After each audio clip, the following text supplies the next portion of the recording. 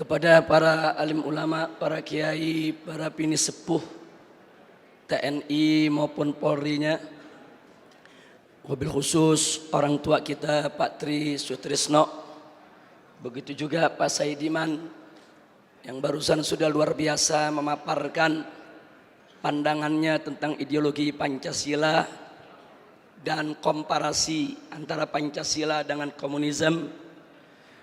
Dan alhamdulillah di sini juga ada orang tua kami Kiai Haji Muhammad Husni Tamrin, Kiai Haji Abdul Rashid Abdullah Syafi'i, dan juga anggota pembina daripada majelis, anggota pertimbangan dari Majelis Ulama Indonesia Kiai Haji Khalil Ridwan. Saya tidak ingin membuang waktu. Intinya saya sampaikan salam penghormatan saya kepada seluruh peserta simposium ini.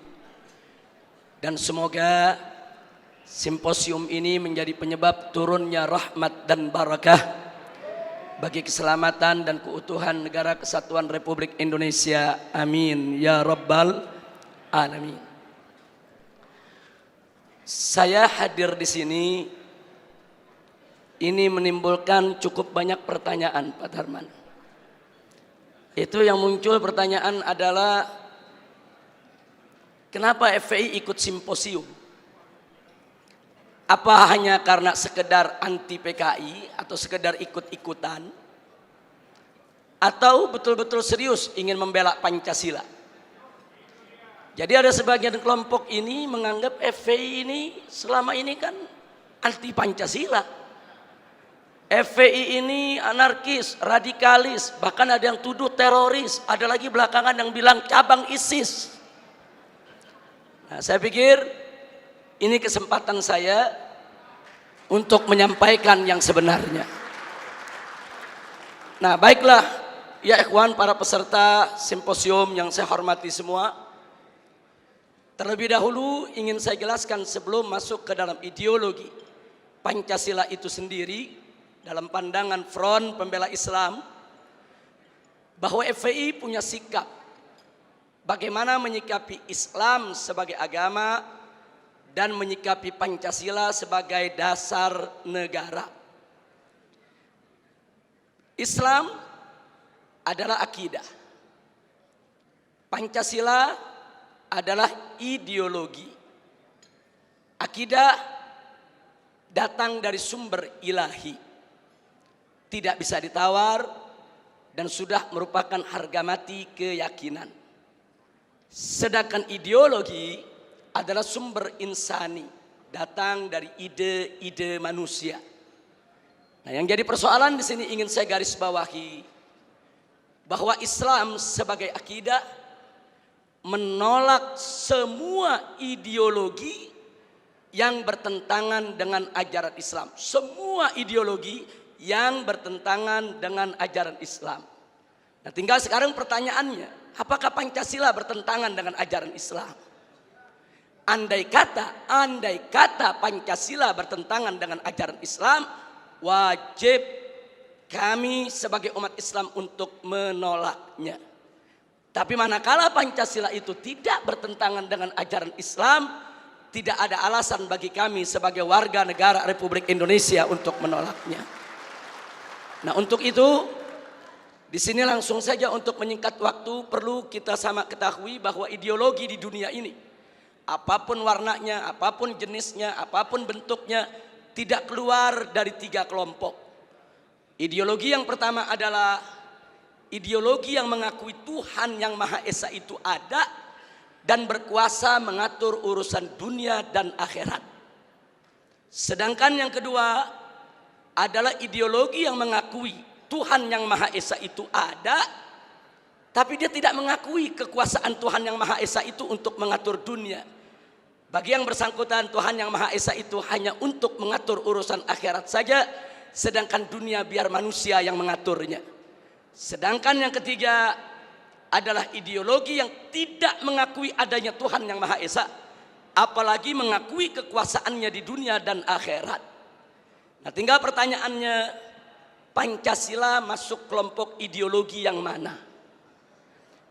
Untuk yang nomor 3 sudah jelas Di sanalah bercokol, yaitu kelompok ateisme, kelompok komunisme, leninisme, marxisme, yang memang mereka tidak mengakui kekuasaan Tuhan yang Maha Esa. Sedangkan kelompok yang kedua ini terkenal sekali, ini merupakan kelompok-kelompok sekuler sejati yang tidak ingin sama sekali menjadikan agama yaitu sebagai dasar pijakan di dalam mengambil kebijakan-kebijakan negara. Sedangkan yang nomor satu, ini bukan hanya sekedar mengakui Tuhan yang Maha Esa itu ada, tapi juga mengakui bahwa Tuhan yang Maha Esa itu berkuasa mengatur urusan dunia akhirat, sehingga segala kebijakan negara tidak boleh bertentangan dengan aturan-aturan yang datang dari Tuhan yang Maha Esa. Dan alhamdulillah, kalau kita memperhatikan pembukaan Undang-Undang Dasar 1945, di sana ditegaskan dengan tanpa keraguan. Begitu juga ditegaskan kembali dalam batang tubuh Undang-Undang Dasar 1945 pasal 29 ayat 1, bahwa negara Republik Indonesia berdasarkan ketuhanan yang Maha Esa. Dan pada pasal 29 ayat 2 ada jaminan dari negara bahwa tiap warga negara bebas untuk melaksanakan ibadahnya sesuai dengan keyakinannya masing-masing. Dengan demikian, bahwa sesuai dengan pembukaan Undang-Undang Dasar 1945 dan batang tubuhnya, bahwa Pancasila menganut ideologi yang pertama sehingga tidak bertentangan dengan Islam, bahkan harus diasuh dalam rawatan Islam. Jadi maksud saya diasuh dalam rawatan Islam, umat Islam sebagai mayoritas penduduk Republik Indonesia harus ikut secara proaktif, ikut serta di dalam menjaga Pancasila, merawat Pancasila, memelihara Pancasila. Jangan sampai Pancasila ditafsirkan dengan aneka ragam penafsiran yang diselewengkan. Nah, mudah-mudahan umat Islam seluruh Indonesia bisa memahami ini dan bisa ikut serta dilibatkan untuk menjaga daripada peninggalan para founding father selaku pendiri bangsa Indonesia. Amin ya rabbal alamin. Nah baik, dari sinilah ingin saya katakan, saya tidak sepakat, sekali lagi terlebih dahulu saya sampaikan, saya tidak sepakat kalau ada yang mengatakan Pancasila itu pilar negara. Karena dalam Undang-Undang Dasar kita, Pancasila itu adalah dasar negara. Andai kata ada kelompok-kelompok yang tetap ngotot, ini bukan sembarangan pihak. Karena kemarin yang mengkampanyekan 4 pilar negara itu DPR MPR ke seluruh Indonesia. Nah karena itu saya katakan, andai kata pun 4 pilar negara itu sebagaimana yang mereka sampaikan, yaitu Pancasila, kemudian juga ada Undang-Undang Dasar 1945, Bhinneka Tunggal Ika dan NKRI, seluruhnya tetap harus berdiri atas dasar ketuhanan yang Maha Esa. Sehingga saya berani mengatakan dalam forum ini, Indonesia adalah negara berdasarkan ketuhanan yang Maha Esa. Artinya bagi kami umat Islam, Indonesia adalah negara tauhid, bukan negara ateisme. Nah, ini sengaja saya ingin tekankan di sini. Walaupun tadi katakanlah Pancasila, UUD 45, Bhinneka Tunggal Ika, NKRI, mereka ingin jadikan sebagai pilar. Tapi jangan lupa bahwa sila pertama daripada Pancasila, yaitu ketuhanan yang Maha Esa, itu merupakan sumber daripada sila-sila yang lainnya. Sila kedua, kemanusiaan yang adil dan beradab, itu semua bersumber daripada ajaran Tuhan yang Maha Esa. Sila ketiga, persatuan Indonesia, itu juga bersumber daripada ajaran Tuhan yang Maha Esa. Nah kemudian sila keempat, kerakyatan dipimpin oleh hikmat kebijaksanaan dalam permusyawaratan perwakilan, itu pun juga bersumber dari ajaran Tuhan yang Maha Esa tentang musyawarah untuk mencapai mufakat. Dan sila yang terakhir, yang kelima, keadilan sosial bagi seluruh rakyat Indonesia, itu juga bersumber daripada ajaran Tuhan yang Maha Esa. Jadi dasar utama Republik ini adalah ketuhanan yang Maha Esa. Dan ketuhanan yang Maha Esa bukan pilar negeri, tapi merupakan dasar negara. Mudah-mudahan Allah memberkahi kita semua. Nah baik, selanjutnya. Kalau bicara tentang ketuhanan yang Maha Esa, saya selaku dai, guru agama, juru dakwah untuk umat Islam, maka saya tentunya punya persepsi sudut pandang yang tidak boleh keluar dari ajaran Al-Quran dan As-Sunnah. Karena itu bicara tentang ketuhanan yang Maha Esa, maka segala bentuk perbuatan dan semua jenis pemahaman yang bertentangan dengan nilai-nilai luhur ketuhanan yang Maha Esa tidak boleh ada di seluruh wilayah negara kesatuan Republik Indonesia. Yang oleh karenanya dengan tanpa ragu saya nyatakan di sini, segala bentuk perbuatan, apapun perbuatannya, apakah itu sihir, perdukunan, pemurtadan, riba, korupsi, miras, narkoba, judi, persinahan, pornografi, porno aksi, premanisme, pembunuhan, dan terorisme, semuanya bertentangan dengan nilai-nilai luhur ketuhanan yang Maha Esa, tidak boleh ada di Republik ini ya ikhwan. Karena itu kami dari FPI selalu melakukan penentangan dan perlawanan secara konstitusional terhadap segala produk perundang-undangan yang melegalkan minuman keras, melegalkan prostitusi, melegalkan perjudian, melegalkan segala kemunkaran, karena semua itu bertentangan dengan nilai-nilai luhur ketuhanan yang Maha Esa. Karena tidak ada satu agama pun di Indonesia, tidak ada satupun agama di Indonesia, bukan hanya agama Islam, seluruh agama yang menghalalkan perbuatan-perbuatan munkar yang kita sebutkan tadi. Sihirnya, perdukunannya, ribanya, korupsinya, mirasnya, narkobanya, judinya, semuanya diharamkan oleh seluruh penganut agama yang ada di negara kesatuan Republik Indonesia. Sehingga ketuhanan yang Maha Esa sebagai dasar negara Republik Indonesia sudah tepat dan harus kita bela bersama, kita tegakkan di bumi Indonesia tercinta. Nah kemudian semua jenis pemahaman seperti spilis, sekularisme, pluralisme, dan liberalisme sudah difatwakan oleh Majelis Ulama Indonesia sejak tahun 2005-2006 yang lalu, bahwa sekularisme, pluralisme, liberalisme bukan dari ajaran Islam, bahkan merupakan paham yang sesat dan menyesatkan. Sebentar, sebelum saya lanjutkan ada sedikit catatan, jangan menyalahpahami fatwa Majelis Ulama Indonesia. Yang dimaksud pluralisme di sini bukan pluralitas. Pluralitas sebagai keragaman, kebinekaan, keanekaan kita, perbedaan kita, suku, agama, budaya, bahasa, dan lain sebagainya, itu satu keniscayaan gak mungkin bisa kita tolak. Dalam ajaran Islam pun Allah Subhanahu wa taala menyatakan dalam Al-Qur'anul Karim, faqala ta'ala walau syaa rabbuka laja'alan nasa ummatan wahidah wa la yazaluna mukhtalifin. Allah nyatakan dalam Al-Qur'an, andai kata Tuhanmu menginginkan menjadikan kamu sekalian sebagai umat yang satu, Allah Maha mampu untuk melakukannya. Tapi ketentuan Allah adalah wa la yazaluna mukhtalifin. Umat manusia akan selalu berbeda di antara mereka. Jadi perbedaan, kebinekaan, keanekaragaman kita merupakan sunnatullah, keniscayaan yang tidak bisa kita tolak. Karena itu saya katakan di sini, saudara, pluralitas semacam itu tidak bertentangan dengan ajaran agama Islam. Berbeda dengan pluralisme. Yang dimaksud oleh Majelis Ulama Indonesia, pluralisme di sini adalah mencampur adukan agama. Melarang satu umat beragama untuk mengklaim agamanya yang paling benar dengan tidak mengakui agama yang lain. Sedangkan dalam ajaran Islam, la ikraha fiddin, tidak boleh ada paksaan dalam beragama. Artinya saudara, dalam Islam ini biarkan seorang muslim meyakini agama Islam adalah benar, selain Islam tidak benar. Dan biarkan orang Kristiani meyakini agama Kristiani adalah yang benar, selain Kristiani tidak benar.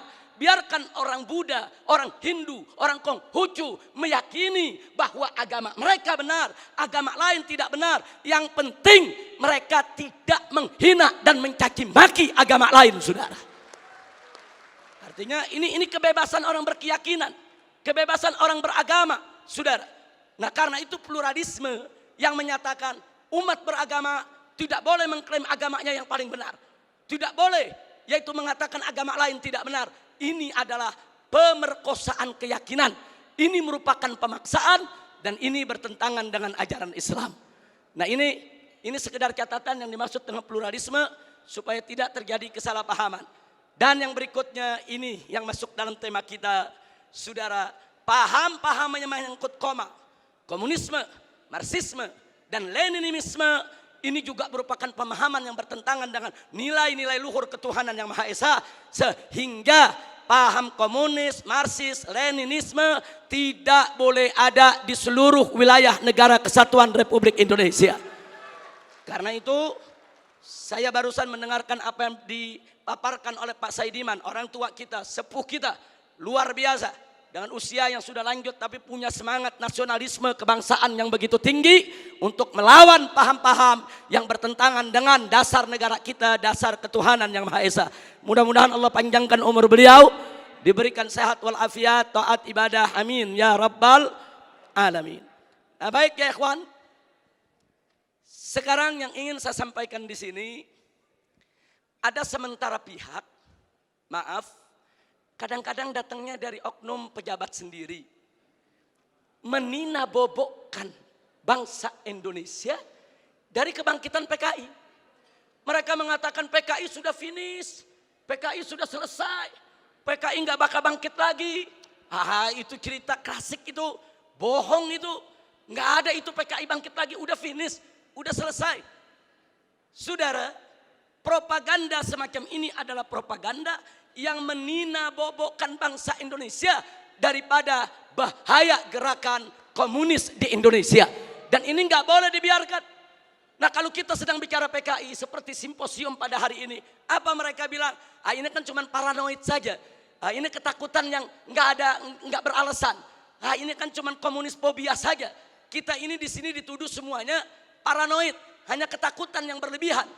Maka itu di sini perlu kita sampaikan, siapa bilang PKI itu tidak ada? Siapa bilang gerakannya itu sudah bubar dari Republik ini? Siapa bilang gerakan PKI itu, saudara, saat ini tidak mulai kembali mencengkeramkan kukunya di bumi Nusantara ini? Mari kita lihat indikasi kebangkitan PKI, saudara, yang ada di Indonesia ini. Kita mulai dari yang pertama. Kita semua sama tahu ada kelompok yang begitu ngotot menuntut pencabutan TAP MPRS nomor 25 tahun 1966.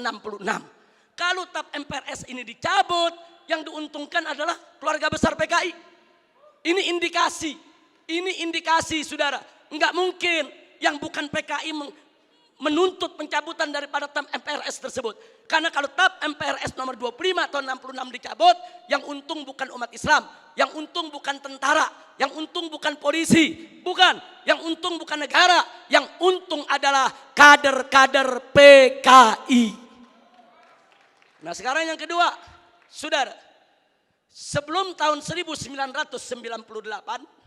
sejarah pengkhianatan PKI di Madiun 1948 maupun G30 SPKI 1965 itu tercantum, diceritakan dalam sejarah Indonesia, masuk dalam kurikulum. Jadi dari tahun 1965 sampai 1998 sejarah pengkhianatan PKI merupakan bagian daripada kurikulum pendidikan untuk pelajaran sejarah Indonesia. Tapi begitu masuk reformasi 98, saudara, pelajaran tentang pengkhianatan PKI baik di Madiun 1948 maupun G30 SPKI 1965 dihapuskan dari kurikulum pendidikan. Saya bertanya-tanya, siapa ini manusia yang punya kekuatan bisa menghapus materi pengkhianatan PKI dari kurikulum? Ini bukan seorang biasa, saudara. Dia punya kekuatan politik, dia punya kekuatan ekonomi, dia punya kekuatan sosial. Kalau hanya rakyat jelata biasa, nggak mungkin dia bisa menghapus daripada pelajaran pengkhianatan PKI dari kurikulum pendidikan Indonesia, saudara. Dan dampaknya serius. Sejak tahun 98 sampai hari ini, saudara. Sampai hari ini, saudara, apa yang terjadi? Yuk mari kita lihat, saudara.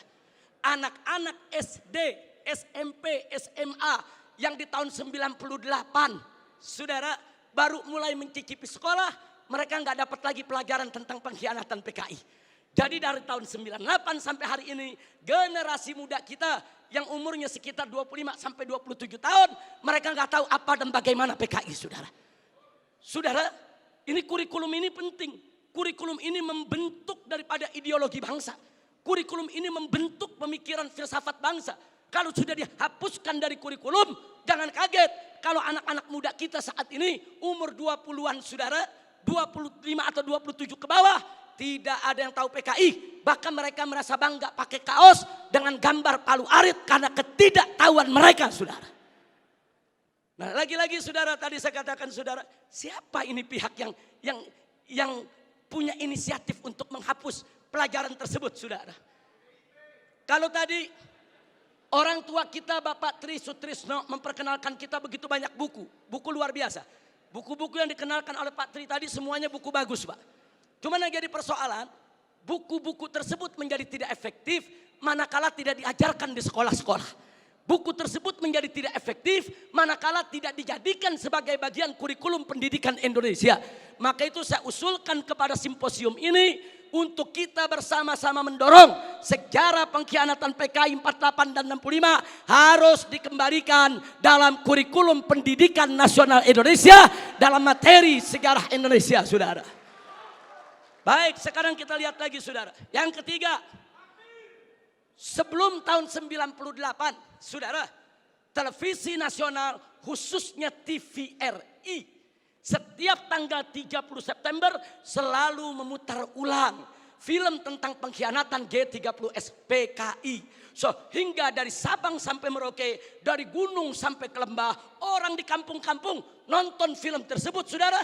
Mereka tahu betapa biadabnya PKI, betapa zolimnya PKI, betapa pengkhianatan yang dilakukan oleh PKI.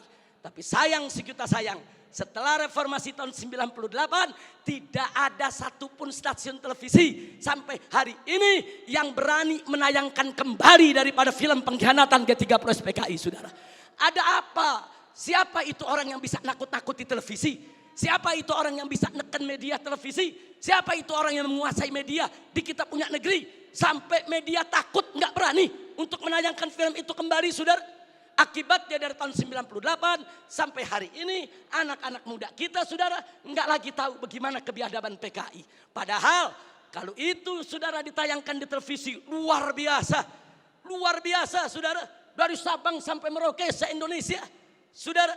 Nah, ini fakta, ini merupakan indikasi kebangkitan PKI yang tidak terbantahkan.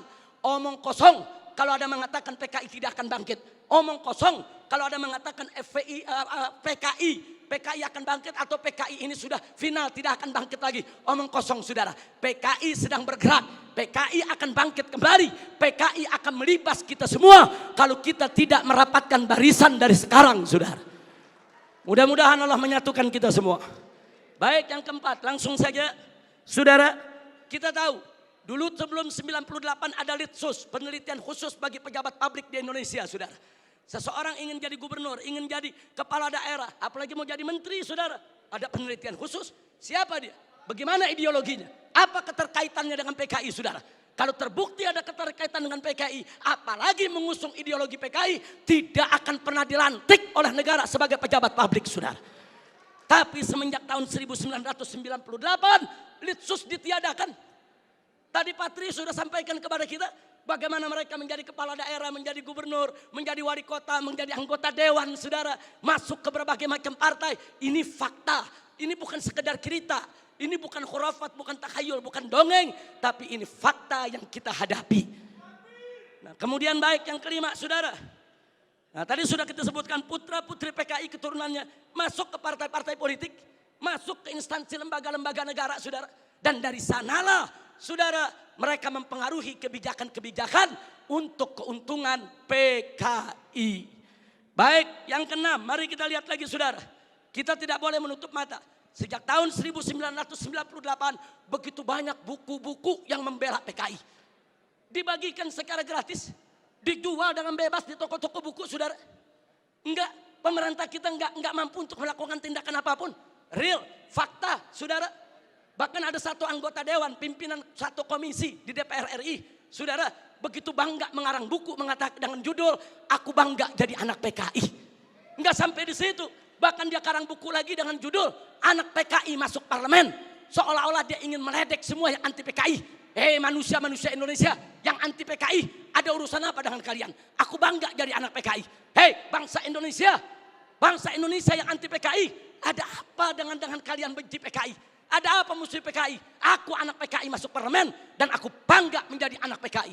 Innalillahi wa inna ilaihi rajiun. Ini indikasi.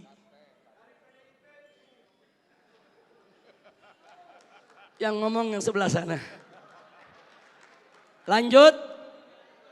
Ini sudah atau saya lanjutkan ini? Sebab dapat teguran 1 menit lagi mesti selesai. Padahal saya bawa materinya 25 menit. Tapi dikasih waktu 15 menit. Saya mau tanya dulu sama peserta ini. Izinnya.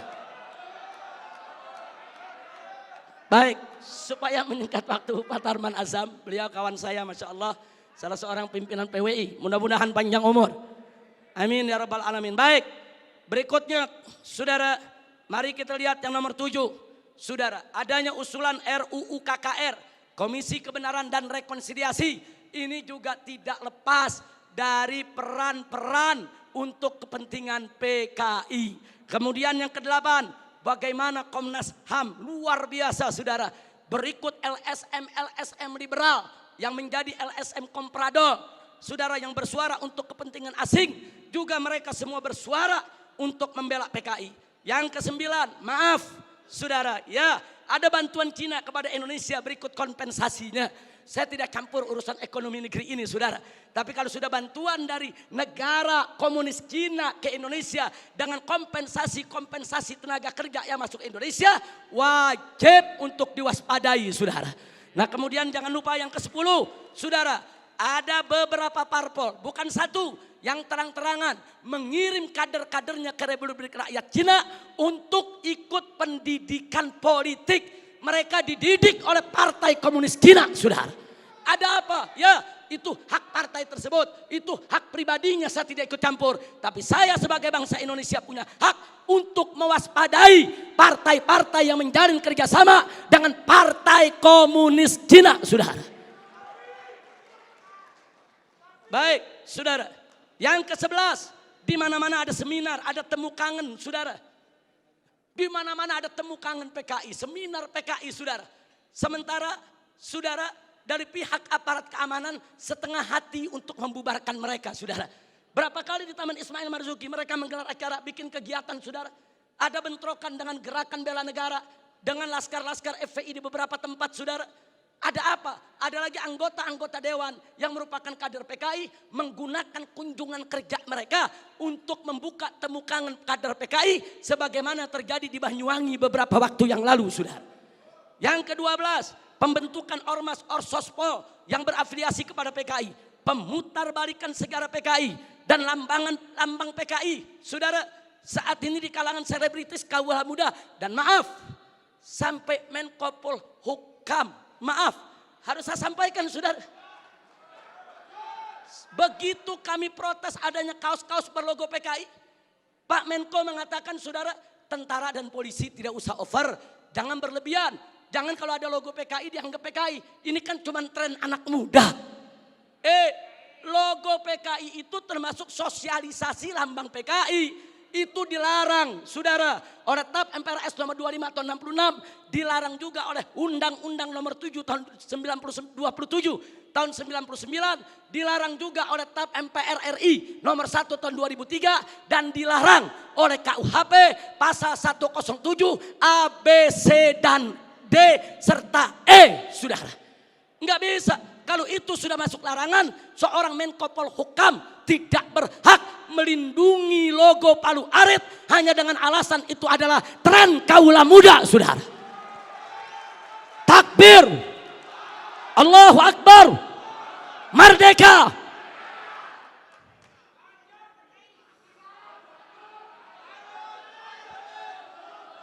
Baik, yang ke-15 saudara. Belum lama ini saudara ada usulan konyol. Penghapusan kolom agama dari KTP saudara. Kalau kolom agama dihapuskan dari KTP saudara, maka ini merupakan kesempatan bagi kalangan ateis, bagi kalangan PKI untuk tidak lagi mencantumkan agamanya saudara. Ini berbahaya, ini merupakan indikasi kebangkitan PKI. Baik, yang ke-16 saudara. Dorongan untuk minta maaf kepada PKI. Ada apa? Saya ditanya sama wartawan. Habib Rizik, ini bagaimana sikap FPI kalau presiden sampai minta maaf kepada PKI? Saya jawab, kalau presiden ngotot meminta maaf kepada PKI, saya usul sekalian saja minta maaf sama Belanda dan Jepang. Jangan tanggung-tanggung minta maaf, saudara. Minta maaf saja. Belanda maaf, dulu pejuang kami membunuh tentara Belanda. Jepang maaf, dulu gerilyawan kami membunuh Anda. Minta saja sekalian maaf kepada Belanda dan Jepang, saudara. Belanda dan Jepang itu penjahat, saudara. Sebagaimana PKI, bukan kita yang minta maaf kepada Belanda dan Jepang. Bukan kita yang minta maaf kepada PKI. PKI yang harus minta maaf kepada bangsa Indonesia, saudara. Baik, kemudian berikut yang ke-17, saudara. Maaf, sekarang ini ada jargon revolusi mental.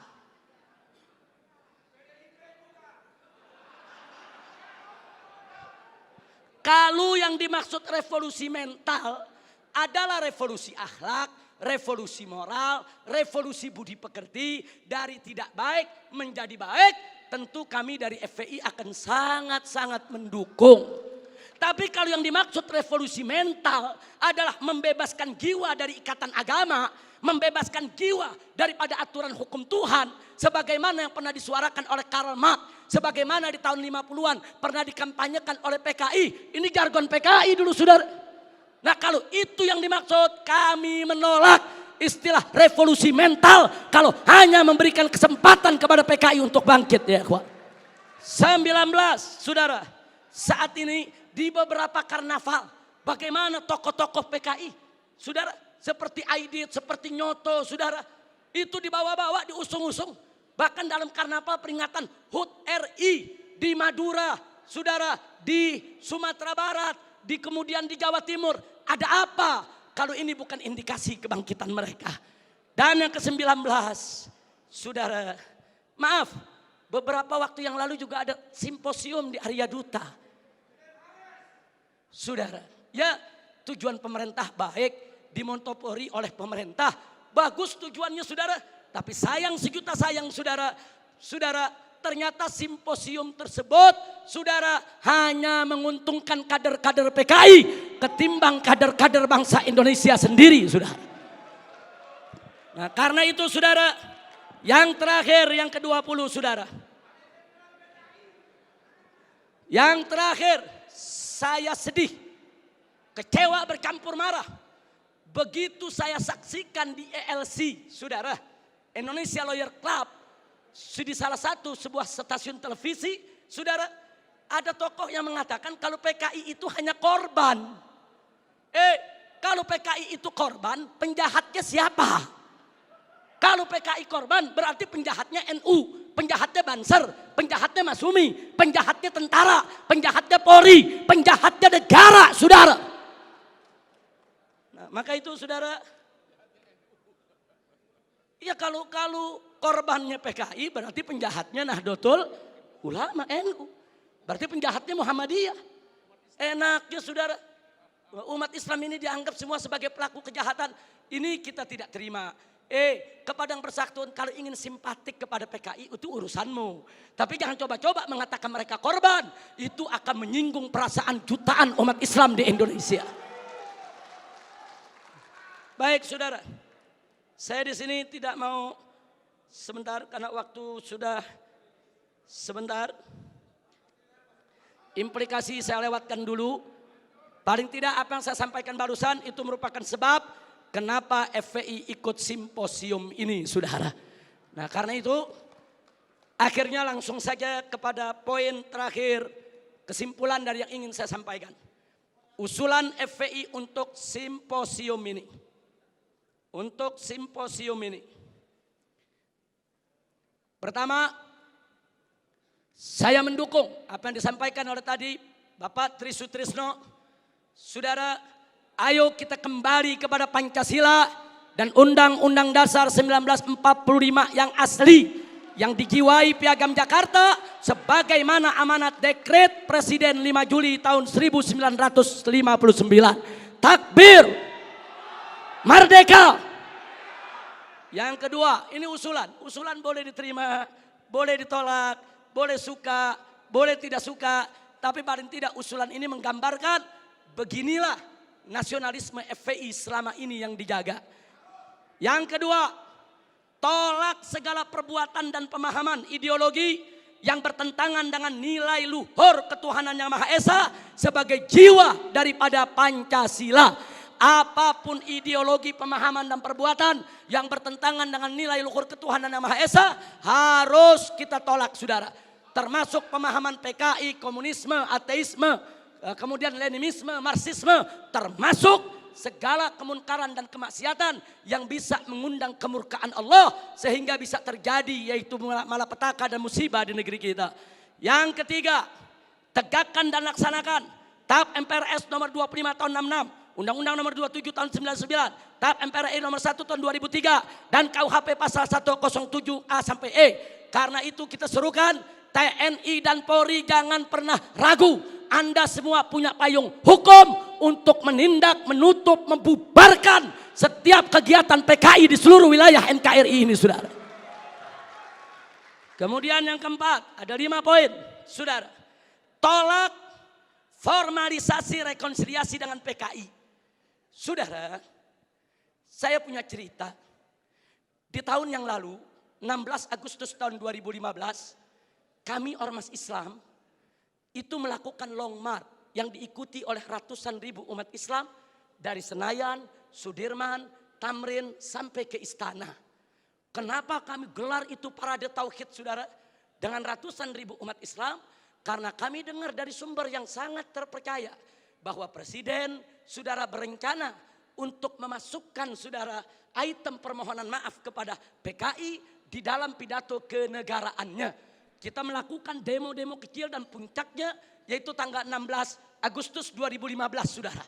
Nah lalu apa, saudara? Di situ umat Islam sepakat kalau Presiden Jokowi tetap ngotot meminta maaf kepada PKI atas nama negara, kami akan serukan umat Islam, saudara, dan seluruh bangsa Indonesia dari Sabang sampai Merauke, kita turun ke jalan lengserkan siapapun presiden yang membela PKI, saudara.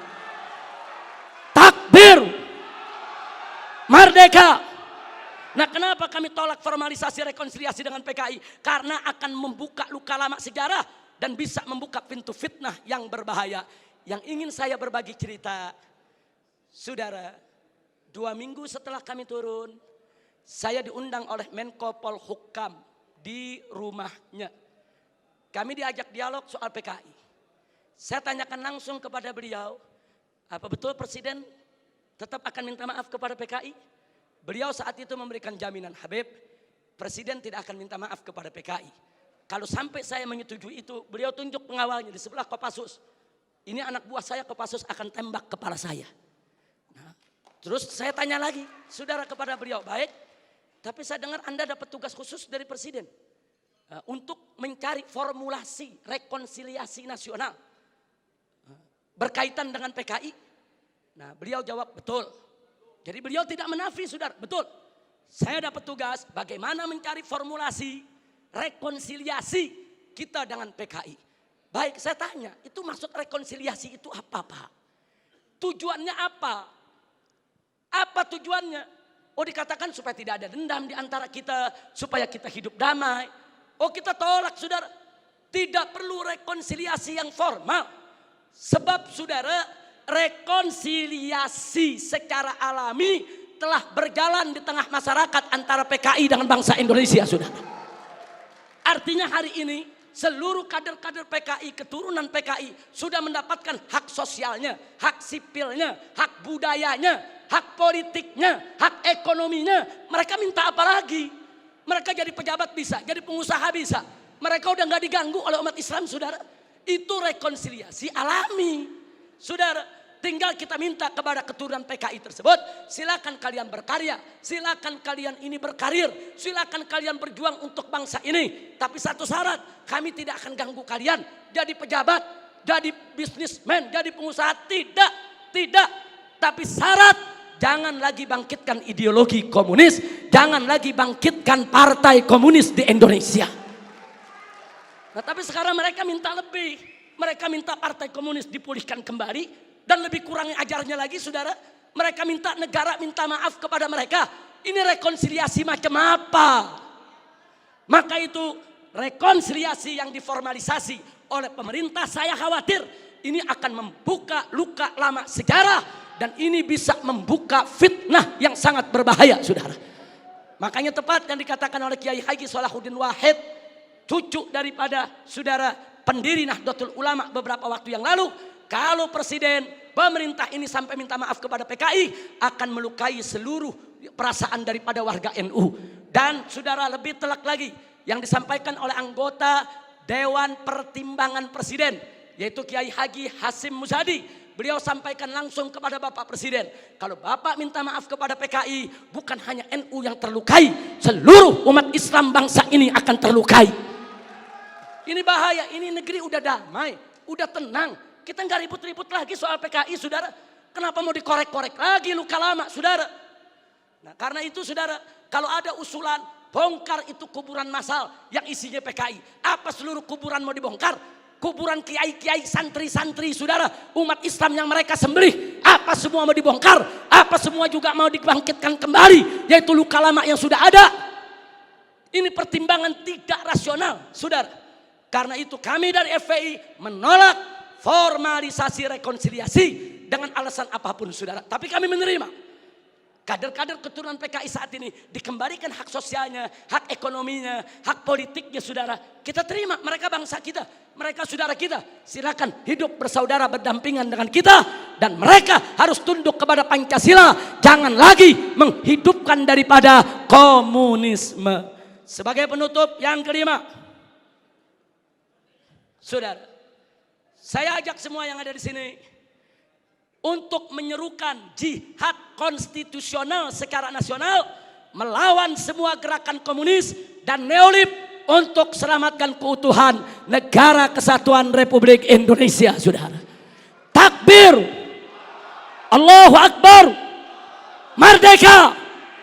Itu saja yang bisa saya sampaikan. Hadiahnya Allah wa iyyakum ila siratal mustaqim. Wassalamualaikum warahmatullahi wabarakatuh.